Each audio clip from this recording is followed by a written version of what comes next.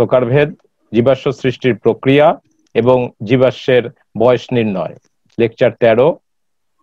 বই সহায়ক গ্রন্থাবলী পূর্বের মতোই, general biology, evolution, distribution and palaeontology, doctor BS তোমার। বাংলা বই কে এম আওরঙ্গজেব স্যারের বই, AK আল আব্দুল্লাহ স্যারদের বই এবং উইকিপিডিয়া, দি ফ্রি এনসাইক্লোপিডিয়া। প্রথমে আমরা আসি প্রত্নজীব বিজ্ঞান, ইংরেজিতে যাকে বলা হয় প্যালিওন্টোলজি। প্যালিওন্টোলজি কথাটির derived from the word Greek palaios word that means old, ancient, on generally ontos means being, creature, and logos means speech, thought, study.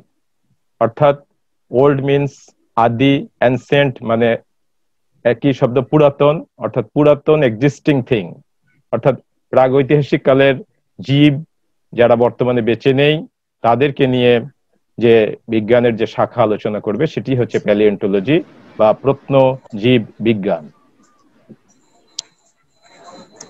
জীববিজ্ঞানের যে শাখায় অতীত বা পুরাকালের উপস্থিত জীবদেহের বিলুপ্ত হয়ে যাওয়া বিশেষ প্রাপ্ত নমুনা পরীক্ষা করে তাদের গঠনশৈলী, উৎপত্তি, বিবর্তন ও জাতিজনিত সম্পর্ক, পরিণতি ও শ্রেণীবিন্যাসগত অবস্থান সম্পর্কে জানা যায়, তাকে প্রত্নজীব বিজ্ঞান বা প্যালিওন্টোলজি বলে।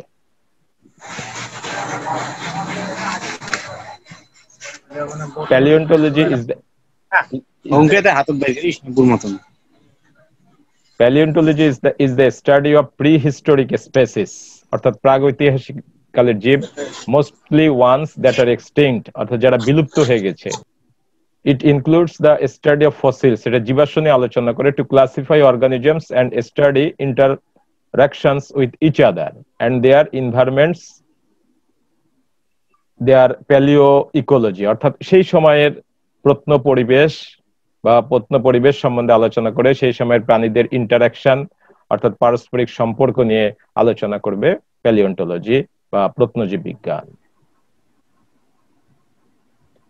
Paleontological observations have been documented as far back as 5th century BCE, অর্থাৎ যীশু খ্রিস্টের জন্মের 500 বছর আগে থেকেই প্যালিওন্টোলজি ডকুমেন্টেড হয়। তবে অষ্টাদশ শতাব্দীতে 18th সেঞ্চুরিতে জর্জ কুভিয়ার তার কম্পারেটিভ অ্যানাটমিতে প্রথম এই বিষয়টিকে, প্যালিওন্টোলজি বিষয়টিকে এস্টাবলিশড করেন এবং ঊনবিংশ শতাব্দীতে এটি ব্যাপকভাবে বা খুব দ্রুত গতিতে ডেভেলপ করেন। ইনি জর্জ কুভিয়ার, একজন French naturalist and zoologist, sometimes referred to as founding father of palaeontology, অর্থাৎ প্যালিওন্টোলজির একজন প্রতিষ্ঠাতা হিসেবে এনাকে গণ্য করা হয়। Paleontology lies on the border between biology and geology but differs from archaeology, অর্থাৎ আর্কিওলজি থেকে এটি পার্থক্য বা পৃথক এবং এটি বায়োলজি এবং জিওলজি অর্থাৎ তোমার জীববিদ্যা এবং ভূতত্ত্বর মাঝামাঝি একটি বিষয় এবং এখানে মডার্ন হিউম্যানস অর্থাৎ আধুনিক মানুষের অ্যানাটমিকে এক্সক্লুড করে, অর্থাৎ এটাকে আলোচনার মধ্যে নিয়ে আসে না। অর্থাৎ প্রাগৈতিহাসিক কালের জীব নিয়ে আলোচনা করাটাই হচ্ছে প্রত্নজীব বিজ্ঞান বা প্যালিওন্টোলজি। তো প্যালিওন্টোলজি মূলত যাকে নিয়ে স্টাডি করে ফসিল, আমরা এর পরের স্লাইডে ফসিল সম্বন্ধে বা জীবাশ্ম সম্বন্ধে আলোচনা করব।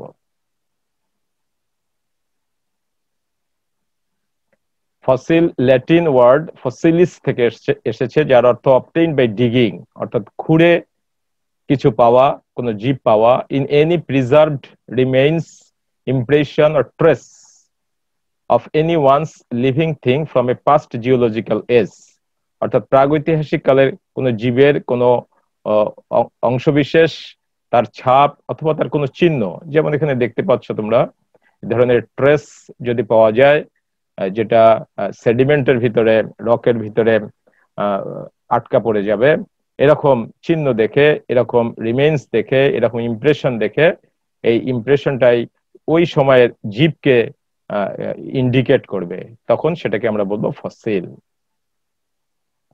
মানুষের উদ্ভবের আগে যেসব জীব জীবিত ছিল এবং প্রাকৃতিক উপায়ে রক্ষিত, প্রত্যক্ষভাবে যাদের দেহ বা দেহাংশ রয়েছে অথবা যাদের উপস্থিতির পরোক্ষ প্রমাণ রয়েছে, তাদের সেসব প্রত্যক্ষ ও পরোক্ষ প্রমাণ সমূহকে জীবাশ্ম বলে। কোন প্রাণীর দেহের অংশ হতে পারে, কঙ্কাল হতে পারে, ডিম, পায়ের ছাপ, বিষ্ঠা, দ্যাট মিনস স্মল, সাধারণ ছাপ বা চিহ্ন জীবাশ্ম হিসেবে বিবেচিত হবে। জীবাশ্মের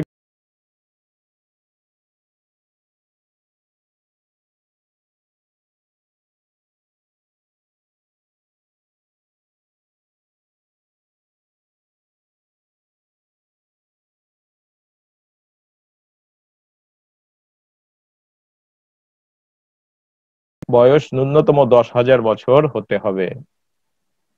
ভূত্বকের শিলাস্তরে জীবাশ্মের সংরক্ষণ প্রাকৃতিক উপায়ে হতে হবে, অর্থাৎ ন্যাচারালি ফসিল ক্রিয়েট হতে হবে। তাহলে জীবাশ্মের এই সমস্ত গুণাবলী বা ক্রাইটেরিয়া আমরা দেখতে পাচ্ছি যে অতীত কালের জীবিত মানে জীব ছিল, জীবিত এরকম জীব সেরকম বৈশিষ্ট্য ফসিলের ভিতরে, জীবাশ্মের ভিতরে, জীবাশ্মে সে সাক্ষ্য বহন করতে হবে। জীবদেহের কোনো অংশের বা সম্পূর্ণ দেহের কোনো বৈশিষ্ট্য সেখান থেকে আমরা সেই ধারণা পাই, সেটা সেরকম থাকতে হবে, ন্যূনতম বয়স থাকতে হবে এবং এটা প্রাকৃতিক উপায়ে সংরক্ষিত হতে হবে। The oldest fossils are around 3.48 billion years old to 4.1 billion years old. That means 3.48 billion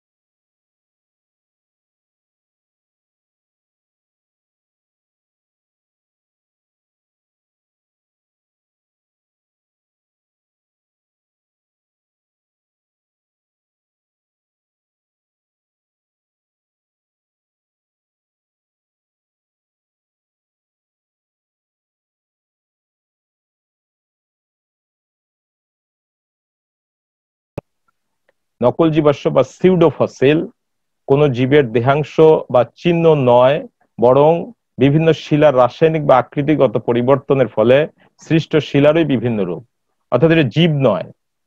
যেমন এটা দেখে মনে হচ্ছে যে এখানে জীবের ছাপ পড়ে গেছে, কিন্তু এটি অ্যাকচুয়ালি শিলারই এক রকমের গঠন। এই গঠনটা দেখে মনে হচ্ছে যে এটা হয়তো এক ধরনের ইমপ্রেশন, জীবের একটা ইমপ্রেশন, কিন্তু প্রকৃতপক্ষে গবেষণায় দেখা গেছে যে এটি শিলারই একটি গঠন। সেজন্য এই ধরনের জীবাশ্মকে বলা হচ্ছে নকল জীবাশ্ম বা সিউডোফসিল। এটি আবার 4 প্রকার, এটি হচ্ছে ডেনড্রাইট, সিলিকেনসাইড, কনক্রিশন এবং উইদারিং।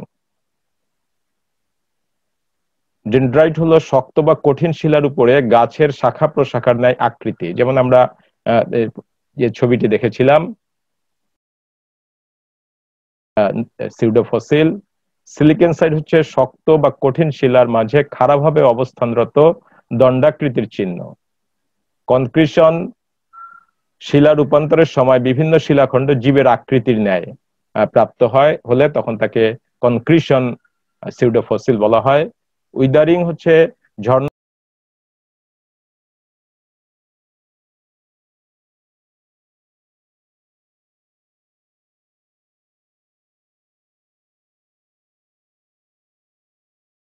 সিলিকেনসাইড, কনক্রিশন এবং উইদারিং।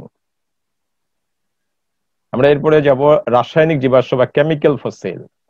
অনেক সময় শিলাস্তরের ভিতরে আটকে পড়া জৈব রাসায়নিক পদার্থ পাওয়া যায়, যাদেরকে রাসায়নিক জীবাশ্ম বা আণবিক জীবাশ্ম বা মলিকুলার ফসিল বলা হয়ে থাকে। বিভিন্ন জীবাশ্মের রাসায়নিক গঠন পরীক্ষা করে প্রায় 20 প্রকার অ্যামাইনো অ্যাসিড ও 0.02% হতে 0.001% ফ্যাটি অ্যাসিড পাওয়া গেছে, যা 200 কোটি বছরের পুরনো। তো এরকম আমরা একটা মাছের ফসিল দেখতে পাচ্ছি যার ভিতরে রাসায়নিক মলিকুলের উপস্থিতি আছে। তো আমরা প্রথমে দেখলাম সিউডো ফসিল এবং দ্বিতীয় ফসিল যেটা টাইপ দেখলাম সেটা হচ্ছে কেমিক্যাল ফসিল। তৃতীয় ফসিল হচ্ছে অর্গানিক ফসিল বা জৈব জীবাশ্ম। অতীতে বিলুপ্ত উদ্ভিদ বা প্রাণীর দেহ বা দেহাংশ অথবা এদের কোনো প্রকার চিহ্নকে জৈব জীবাশ্ম বলা হয়। জৈব জীবাশ্মকে তিনটি ক্রাইটেরিয়ার উপর ভিত্তি করে বিভিন্ন ভাগে ভাগ করা যায়। এ হচ্ছে আকৃতির উপর ভিত্তি করে, বি সংরক্ষণের মাত্রা বা প্রকৃতির উপর ভিত্তি করে, সি দেহ বা দেহাংশের চিহ্নের উপর ভিত্তি করে। তাহলে তিনটি বেজ, তিনটি ভিত্তি, আকৃতি, সংরক্ষণের মাত্রা আর দেহ বা দেহাংশের চিহ্ন বা যাকে বলা হচ্ছে ট্রেস। জৈব জীবাশ্মের প্রথম যে বেজটি সেটা নিয়ে আমরা আলোচনা করব। আকৃতির উপর ভিত্তি করে জীবাশ্ম তিন ধরনের: ন্যানো ফসিল বা ন্যানো জীবাশ্ম, মাইক্রোফসিল এবং ম্যাক্রোফসিল। ন্যানো কথাটার অর্থই বুঝতে পারছো, যেটি অত্যন্ত আণুবীক্ষণিক, যেমন ব্যাকটেরিয়া বা সমান আকৃতির কোন জীব বা জীবের দেহাংশ। ইয়েস বার্গহুর্ন দক্ষিণ আফ্রিকার শিলাস্তর থেকে 320 কোটি বছর পূর্বের ব্যাকটেরিয়া জাতীয় জীবাশ্ম আবিষ্কার করেন, যা মাইক্রোস্কোপের নিচে 1500 গুণ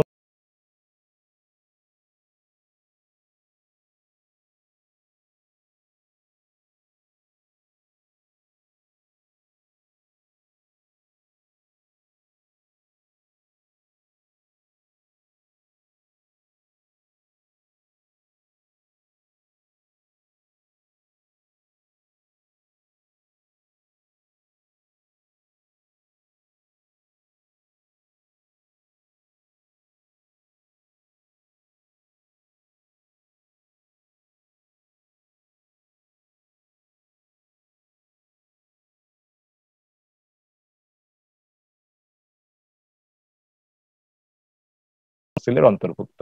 যেমন এটি নৌটিলাস এক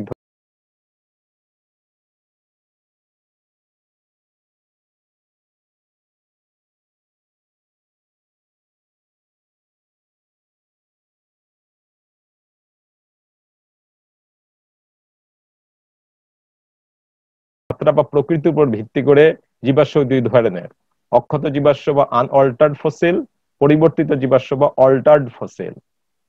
অক্ষত জীবাশ্ম বা আনঅল্টার্ড ফসিল হচ্ছে মৃত জীবদেহ তাৎক্ষণিক বরফ আচ্ছাদিত হয়ে প্রাণীর গোটা দেহ বা পাইন জাতীয় বৃক্ষ হতে নিঃসৃত রজন, যা কোমল অবস্থায় অ্যাম্বার নামে পরিচিত, তাতে কীটপতঙ্গর দেহ অক্ষত অবস্থায় সংরক্ষিত হয়। যেমন এখানে দেখতে পাচ্ছ, এটি পতঙ্গ পতঙ্গ অ্যাম্বারে অর্থাৎ পাইন জাতীয় বৃক্ষের নিঃসৃত রজনে আটকা পড়ে গেছে। এটি সম্পূর্ণ দেহ ফসিলে পরিণত হয়েছে, এজন্য এটি অক্ষত জীবাশ্ম বা আনঅল্টার্ড ফসিল। পরিবর্তিত জীবাশ্ম বা অল্টার্ড ফসিল হলো জীবদেহের প্রকৃত আকার আকৃতির পরিবর্তন না ঘটলেও প্রতিস্থাপনের মাধ্যমে অর্থাৎ রিপ্লেসমেন্টের মাধ্যমে ভিন্ন পদার্থের সংযোজনের ফলে আদি পদার্থের অপসারণ ঘটে থাকে। এটি হচ্ছে পরিবর্তিত জীবাশ্ম বা অল্টার্ড ফসিল। এটি দুই ধরনের: প্রস্তরীভূত জীবাশ্ম বা পেট্রিফাইড ফসিল এবং অঙ্গারীভূত জীবাশ্ম বা কার্বনাইজড ফসিল। প্রস্তরীভূত জীবাশ্ম বা পেট্রিফাইড ফসিল হলো যদি মাটিস্থ খনিজ দ্রব্য জীবের মধ্যে প্রবেশ করে মূল আকৃতির পরিবর্তন না করে তাকে দৃঢ় করে, তখন তাকে প্রস্তরীভূত জীবাশ্ম বলা হয়। অঙ্গারীভূত জীবাশ্ম হলো মৃত জীবের কলায় স্থিত অক্সিজেন, হাইড্রোজেন, নাইট্রোজেন পাতন প্রক্রিয়ায় অপসারিত হয় এবং পরিণামে শুধু কার্বন অংশই অবশিষ্ট থাকে, অর্থাৎ ফসিলে কার্বন অংশ অবশিষ্ট থাকে। এই ধরনের জীবাশ্মকে বলা হয়ে থাকে অঙ্গারীভূত জীবাশ্ম। তাহলে সংরক্ষণের মাত্রার উপরে ভিত্তি করে বা প্রকৃতির উপর ভিত্তি করে আমরা দুই ধরনের জীবাশ্ম পেলাম: অক্ষত এবং পরিবর্তিত। পরিবর্তিতকে আবার দুভাগে ভাগ করা হলো: প্রস্তরীভূত জীবাশ্ম এবং অঙ্গারীভূত জীবাশ্ম। আমরা এরপরে দেখব দেহ বা দেহাংশের চিহ্নের উপর ভিত্তি করে জীবাশ্মকে 5 ভাগে ভাগ করা যায়, যাদেরকে একত্রে চিহ্নজাত জীবাশ্ম বা ট্রেস ফসিল বলা হয়। 1 নম্বর হচ্ছে মোল্ড ও কাস্ট, 2 নম্বর ট্রাক ও ট্রেইল, 3 নম্বর বারো ও বোরিংস, 4 নম্বর গ্যাস্ট্রোলিথ ও কপ্রোলিথ, 5 নম্বর মুদ্রিত বা ছাপ। প্রথমে হচ্ছে মোল্ড এবং কাস্ট। এটি হচ্ছে মোল্ড। মোল্ড মানে হচ্ছে হলো ইমপ্রেশন, অর্থাৎ এই জায়গায় জীব ছিল, জীবের রেখে যাওয়া যে ছাপ, যে গর্ত, এই হলো এরিয়া ইন সেডিমেন্ট অর্থাৎ পলিতে জমা হওয়া বা পলিতে কোন জীবের যে শেপ, এই শেপ যদি হলো আকৃতির হয় অর্থাৎ গর্তের মতো হয়, তখন সেটা হচ্ছে মোল্ড। আর এটি হচ্ছে কাস্ট। কাস্ট মানে ঢালাই, এ solid copy of the shape of N organism, অর্থাৎ অর্গানিজমের ভিতরটা যদি সলিড বা ঢালাই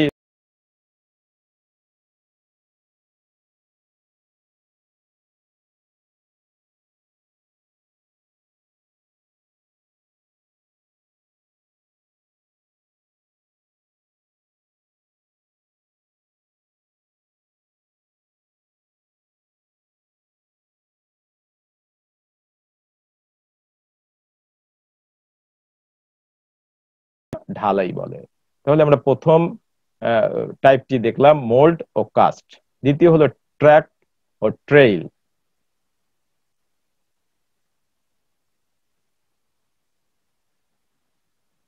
ট্রাক দেখতে পাচ্ছ, এটা হচ্ছে পায়ের ছাপ, এটা হচ্ছে ডাইনোসরের পায়ের ছাপ।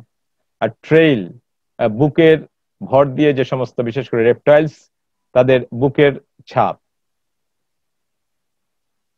কর্দমাক্ত মাটি বা সিক্ত বালির উপর দিয়ে চলাচলের সময় জীবের দেহের বা পায়ের যে ছাপ পড়ে তা মুছে যাওয়ার আগেই পলি দ্বারা ঢাকা পড়ে গেলে ছাপযুক্ত মাটি শিলায় পরিণত হয়ে জীবাশ্ম সৃষ্টি করে। জীবের পায়ের ছাপকে ট্রাক্স বা গমন পথ ও দেহের ছাপকে ট্রেইল বলা হয়। 2 নম্বর ট্রাক এবং ট্রেইল আমরা বুঝলাম। 3 নম্বর হচ্ছে বারোজ অ্যান্ড বোরিংস, অর্থাৎ গর্ত। যেমন এখানে আমরা দেখতে পাচ্ছি ছিদ্র করে গর্ত করে এনিমেল কাঠের খণ্ডে অথবা মাটিতে আশ্রয় গ্রহণ করে বসবাস করে। এটি হচ্ছে সেই ক্রিটিসিয়াস পিরিয়ডে একটি কাঠের গুঁড়িতে এক ধরনের বাইভাল্ভ অর্থাৎ দ্বিকপাটিকা বিশিষ্ট মলাস্ক এরকম তারা হোল তৈরি করে, গর্ত তৈরি করে এবং মুখে এরকম কাদামাটির মতো আস্তরণ দিয়ে রেখেছে। তাহলে এই সমস্ত এক এক ধরনের এনিমেলের গর্তের আকার আকৃতি ডিফারেন্ট, এবং এটা দেখেই সেই সময়ের বা সেই এনিমেল সম্বন্ধে কিছু ধারণা পাওয়া যায়। কতক প্রাণী আশ্রয় বা খাদ্যের সন্ধানে মাটিতে, কাঠে বা শিলায় সুড়ঙ্গ করে বা গর্ত করে বা নালী তৈরি করে। পাললিক শিলা স্তরে এ ধরনের সুড়ঙ্গ বা গর্তের নিদর্শনই এক ধরনের জীবাশ্ম। সুড়ঙ্গ, গর্ত বা ছিদ্র বিভিন্ন আকৃতির হতে পারে, যেমন ঘড়ির স্প্রিং এর মতো পেঁচানো, ধনুকের মতো বাঁকা, হরিণের সিংহের মতো শাখায় বিভক্ত ইত্যাদি, যা থেকে তৎকালীন জীব ও জীবের আচরণ সম্পর্কে অনেক কিছু জানা যায়। 4 নম্বর গ্যাস্ট্রোলিথ ও কপ্রোলিথস। আদিম সরীসৃপ ও মাছের পাকস্থলী থেকে গ্যাস্ট্রোলিথ নামক পাথরের টুকরো পাওয়া গেছে। আর আদিম প্রাণীর মল শিলায় সংরক্ষিত অবস্থা দেখা গেছে, যাদেরকে বলা হচ্ছে মলাস্য বা কপ্রোলিথস। তাহলে দুটো টার্ম আমরা দেখলাম, গ্যাস্ট্রোলিথ যদি সেটা ডাইজেস্টিভ সিস্টেমে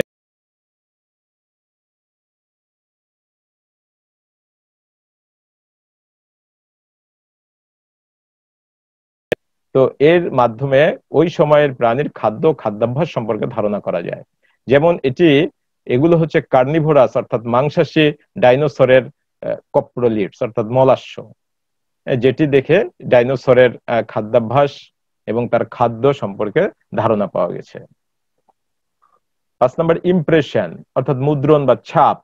এটা সাইকার্ডের পাতা যা শিলার উপরে এরকম ইমপ্রেশন তৈরি করেছে। এই ইমপ্রেশন যে হচ্ছে ইমপ্রেশন ফসিল বা মুদ্রিত বা ছাপ জীবাশ্ম। সম্পূর্ণ জীব বা জীবের কোনো একটি অংশ যখন কর্দমাক্ত পলিমাটির উপর পতিত হয় তখন তার একটি ছাপ পড়ে যায়। পরবর্তীতে নমুনাটি সে অবস্থান থেকে সরে গেলে সৃষ্ট ছাপটির উপরে খুব ধীরে নতুনভাবে কাদা জমে গিয়ে শিলায় রূপান্তরিত হয়। সৃষ্ট শিলা স্তরটি আলাদা করতে পারলে ছাপটি উন্মুক্ত হয়ে পড়ে। এছাড়াও আমরা ডিম, এগুলো ডাইনোসরের ডিম দেখতে পাচ্ছি। Egg fossil R considered A type of trace fossil, অর্থাৎ এগ ফসিলকেও অর্থাৎ ডিম ফসিল বা ডিমের জীবাশ্মকেও এক ধরনের ট্রেস ফসিল হিসেবে বিজ্ঞানীরা কনসিডার করছেন। আমরা মোটামুটি ভাবে অনেকগুলো জীবাশ্মের উপস্থিতি বা প্রকারভেদ দেখতে পেলাম। আমরা এরপরে আলোচনা আসবো জীবাশ্ম সৃষ্টির পদ্ধতি বা প্রসেস অফ ফসিলাইজেশন। তো ফসিলাইজেশন যেমন এখানে একটি স্লাইডে আমি দেখিয়েছি, একটি ক্রোকোডাইল, আদিম একটি ক্রোকোডাইল একটি রিভারের মারা গিয়ে একটা রিভারের বা নদীর নিচে তার মৃতদেহ পড়ে আছে। এই মৃতদেহের উপরে সেডিমেন্ট অর্থাৎ পলি জমা পড়ছে। এই পলি আস্তে আস্তে শিলায় পরিণত হচ্ছে ওভার মিলিয়নস অফ ইয়ার্স, অনেক বছরের ব্যবধানে, লক্ষ লক্ষ বছরের ব্যবধানে। পরবর্তীতে এই শিলা বা রক ইরোডেস অর্থাৎ ক্ষয়প্রাপ্ত হয়ে এই ফসিল বা জীবাশ্মটি এক্সপোজড হচ্ছে, উন্মুক্ত হচ্ছে। তো এইভাবে দীর্ঘ সময়ের ব্যবধানে প্রাকৃতিকভাবে ফসিলাইজেশন হচ্ছে বা জীবাশ্ম তৈরি হচ্ছে। জীবাশ্ম সৃষ্টি একটি দীর্ঘমেয়াদী জটিল প্রক্রিয়া। জীবদেহ সংরক্ষণ ও অশ্বীভবন কয়েকটি শর্তের উপরে নির্ভরশীল। প্রথম শর্তটি হচ্ছে যে যেখানেই জীবদেহটা মারা যাওয়ার পরে সংরক্ষিত হবে সেখানে যেন অক্সিজেনের উপস্থিতি কম থাকে বা অক্সিজেন যাতে না থাকে, কারণ অক্সিজেন এর মাধ্যমে জারণ প্রক্রিয়াটা হয়, অর্থাৎ দ্যাট মিনস পচন শুরু হয়। তা পচে গেলে ওই জীব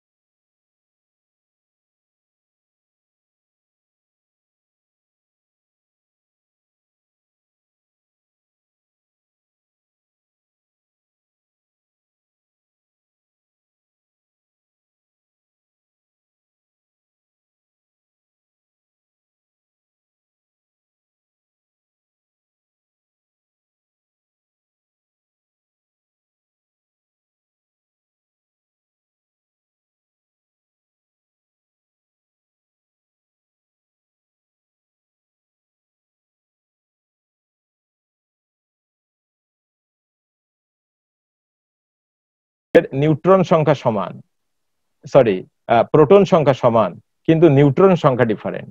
এর কারণে তার পারমাণবিক ওজন ডিফারেন্ট হয়ে যায়। আমরা একটি রেডিও অ্যাক্টিভ মেথডের মাধ্যমে, অর্থাৎ ইউরেনিয়াম সীসা পদ্ধতির মাধ্যমে জীবাশ্মের বয়স নির্ধারণের দেখতে পাবো। ইউরেনিয়ামের দুইটি আইসোটোপ রয়েছে, একটির পারমাণবিক ওজন 238 এবং অপরটির 235।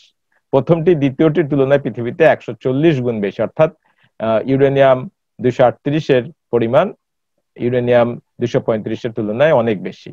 ইউরেনিয়াম 238 তেজস্ক্রিয় এবং ধীরে ধীরে বিশ্লিষ্ট হয়ে তেজস্ক্রিয়তা হারায়। একটি ইউরেনিয়াম 238 পরমাণু 8টি আলফা কণা ও 6টি বিটা কণা হারিয়ে সীসা 206 পরমাণুতে পরিণত হয়, অর্থাৎ স্টেবল সীসায় সেটি হচ্ছে সীসা 206, এটিতে পরিণত হয়, যার পারমাণবিক ওজন 206। ইউরেনিয়াম 238 এর অর্ধজীবন হলো 450 কোটি বছর বা 4.5 বিলিয়ন বছর। জীবাশ্মে ওই শিলাস্তরে ইউরেনিয়াম 238 ও সীসা 206 এর অনুপাতের মাধ্যমে তার বয়স নির্ণয় করা যায়। যেমন আমরা এখানে দেখতে পাচ্ছি, একটি শিলার ভিতরে ইউরেনিয়াম 238 আছে, সেটি বিকৃত হয়ে সীসায় পরিণত হচ্ছে। কিছু সীসা আবার কিছু ইউরেনিয়াম আমরা দেখতে পাচ্ছি।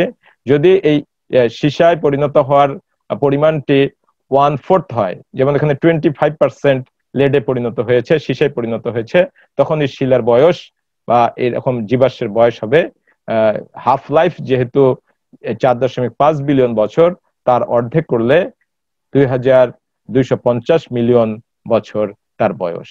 এভাবে ইউরেনিয়াম সীসা পদ্ধতি বা ইউরেনিয়াম লেড মেথডের মাধ্যমে আমরা শিলার বয়স এবং